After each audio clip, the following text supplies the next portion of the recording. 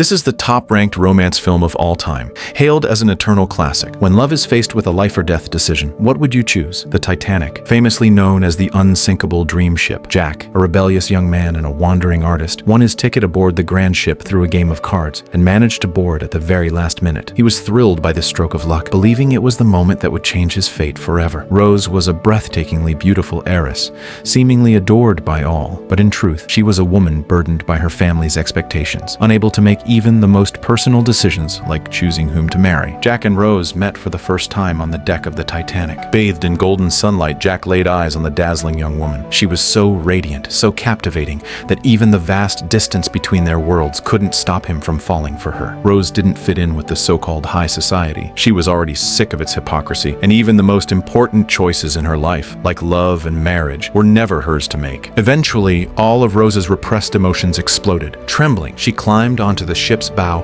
ready to end her life. But just as she was about to jump, Jack appeared. Don't do it. Stay back! You're distracting me! Go away! I can't. I'm involved now.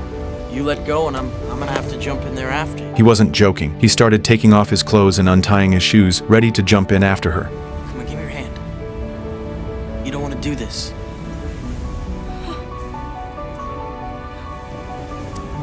That night, the sky was void of stars, but Jack's deep eyes sparkled like constellations. As Rose climbed over the railing, she slipped. Jack reached out with all his strength and pulled her back from the edge. Her fiancé, Cal, rushed over. To thank Jack, he invited him to dinner the following evening. To calm Rose down, Cal gifted her the very thing she hated most, the Heart of the Ocean necklace. To Rose, the necklace was a symbol of the chains of power and privilege. You know, there's nothing I couldn't give you. There's nothing I'd deny you. The next day, Rose found Jack to thank him. They poured their hearts out to each other. Jack told her of his poverty, his rootless journey through life. Rose was mesmerized by every word. Jack was a free-spirited artist with no need for shallow manners or pretentious behavior. Rose admired his carefree way of living. On the deck at sunset, Rose asked Jack why she couldn't live as freely. Jack began teaching her one of his favorite tricks, but that moment was spotted by Rose's mother, Ruth. She stared at Jack with wary eyes, as if guarding against a wild beast. Dinner was approaching, and a kind upper-class lady offered Jack her son's suit. Dressed in fine clothes, Jack's starry eyes enchanted Rose even more. Her heart pounded like crashing waves. But the difference between them wasn't as simple as moving from third class to first. Mr. Dawson is joining us from the third class. He was of some assistance to my fiancée last night. And where exactly do you live, Mr. Dawson? Well, right now my address is the RMS Titanic. After that, I'm on God's good humor. And how is it you have means to travel? I work my way from place to place, you know, tramp steamers and such. But I won my ticket on Titanic here at a lucky-handed poker. A very lucky hand. All life is a game of luck. Despite sneers and contempt from others, Jack used wit and sincerity to earn their respect. After dinner, he slipped Rose a note. The real party was happening in third class, a place full of noise, warmth, and the energy of real life. It was unlike anything Rose had ever known, so much more alive than the cold compliments of the elite. This man, who had seemingly fallen from the sky, gave Rose a glimpse of a life she had only dreamed about.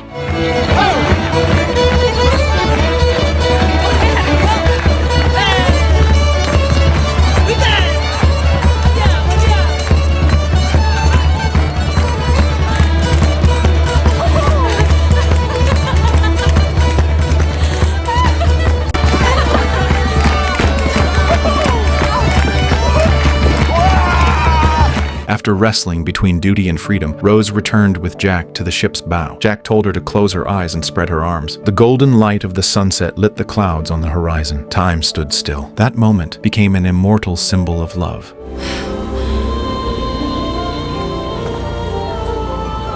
I'm flying! No longer bound by chains, Rose was unstoppable. She brought Jack to her room, laid herself bare before him without hesitation, and let him draw her portrait. Then she left a note behind for her fiancé, Cal. Jack and Rose snuck into a vintage car in the cargo hold. The heat of their passion fogged up the windows. Later, on the deck, Rose told Jack that once the ship docked, she would run away with him. The crew in the lookout tower could only envy their love. But just then, the crew's expressions froze. A massive iceberg loomed before them. Iceberg, right ahead! On the starboard! Starboard!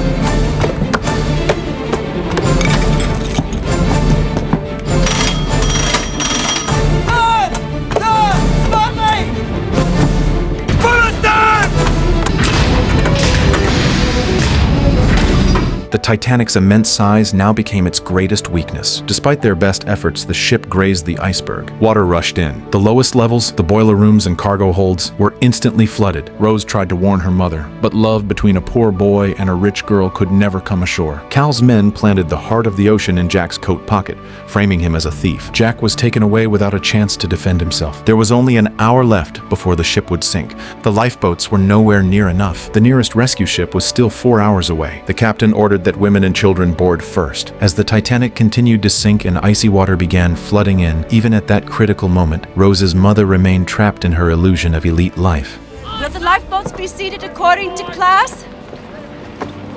I hope they're not too crowded. Don't you understand? The water is freezing and there aren't enough boats. Not enough by half. Half the people on this ship are going to die. Not the better half.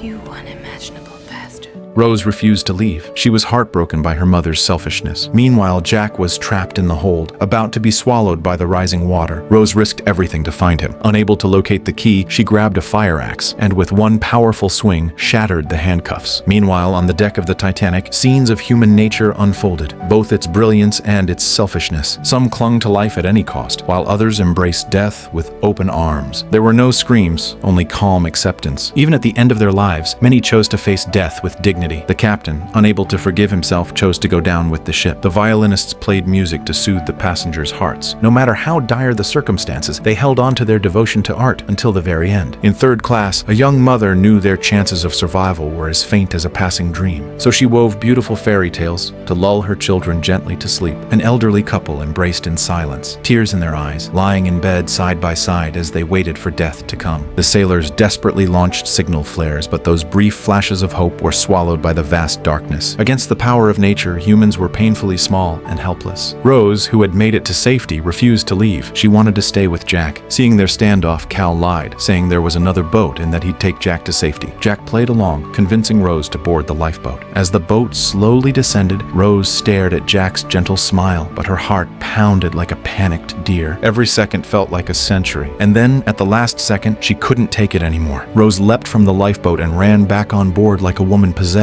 She and Jack held each other tight. If they were going to die, they'd die together. But this act pushed Cal over the edge with rage. Rose and Jack fled into the lower decks. As the water surged higher, Cal could do nothing but give up. The Titanic was on the brink. In the face of unavoidable death, most people chose to preserve one last act of respect for women and children to board the lifeboats first. Cal tried to buy his survival by bribing a crew member, but the crew member, overwhelmed with guilt after accidentally killing a passenger, chose to end his own life. Desperate to live, Cal did everything he could. He found a lost little girl in a corner and used her as a shield for a spot on a lifeboat. Jack and Rose ran to the place where they had first met. By now, the bow of the ship had sunk beneath the waves, and the stern towered high into the air. It wasn't long before the whole ship disappeared beneath the waves. The icy water was merciless. Even if you could swim, the freezing cold would leave you paralyzed in moments. Rose was pushed underwater by a desperate survivor trying to use her as a float. But luckily, Jack arrived just in time to pull her out and save her. He found a piece of wood that could float, but it could only support one person. Without hesitation, Jack gave the chance to survive to Rose. On the edge of life and death, their voices trembled as they made one final promise to each other. Winning that ticket, Rose, was the best thing that ever happened to me. It brought me to you. And I'm thankful for that, Rose. I'm thankful. You must do me this honor. You must promise me that you'll survive. That you won't give up. No matter what happens. No matter how hopeless. Promise me now, Rose, and never let go of that promise. I promise. 20 lifeboats were nearby, but only one returned to search for survivors. The sea was silent. The cries for help were gone. By the time Rose saw the glow of the returning lifeboat, Jack had already slipped away. He had embraced love with his life. With sorrow in her eyes, Rose gently let Jack sink into the Atlantic. She had promised Jack she would survive, and so she fought with all she had, struggling against the freezing waters, knowing she had to board that lifeboat, or the endless dark would swallow her whole. Her soul would be lost in the icy grip of the Atlantic. With the last of her strength, Rose reached for a whistle and blew, blowing for her love of life, for her longing for the world, and for her undying love for Jack. After the tragedy, the crew took down the names of survivors. Rose Dawson. Dawson. Thank you. Rose Dawson. She took his last name, carrying Jack's dreams and hopes forward in her own life. 84 years later, an elderly Rose returned to the bow of a ship above the Atlantic. It all felt like yesterday. Time had taken her beauty, the disaster had taken her love, but what remained untouched were the memories that refused to fade. Beneath the waves, the Titanic slept. Rose took the heart of the ocean and gently dropped it into the deep blue sea, letting it sink with her grief and love. The photos by her bedside told the rest of the story, how, to honor Jack's love, Rose gave herself a life full of meaning. That night, in her dreams, Rose returned to the age of 17, to that one night that changed her life forever. Everyone from the Titanic was there, waiting for her return. And of course, so was the man she loved, Jack. In that moment, love crossed through time and transcended the boundary between life and death. May everyone watching find a love that lasts a lifetime and beyond.